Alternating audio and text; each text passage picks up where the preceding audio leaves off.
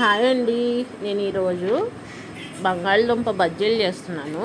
దీనికి ముందుగా బంగాళదుంపని సన్నగా స్లైసెస్గా కట్ చేసుకోవాలి.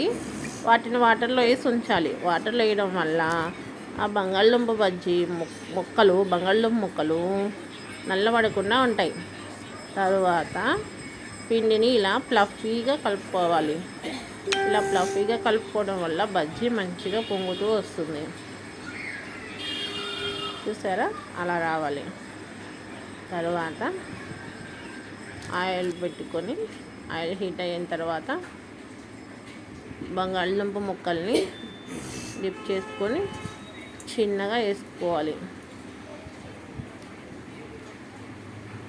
పిండిలో నేను చిటికెడు వంట సోడా, సాల్ట్, చిటికెడు కారం వేసాను.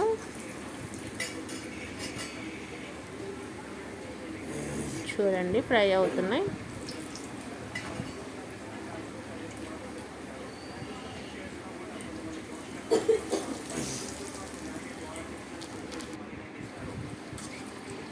ఇప్పుడు చూడండి, గోల్డెన్ బ్రౌన్ కలర్లో వస్తే కొంచెం బాగుంటాయి.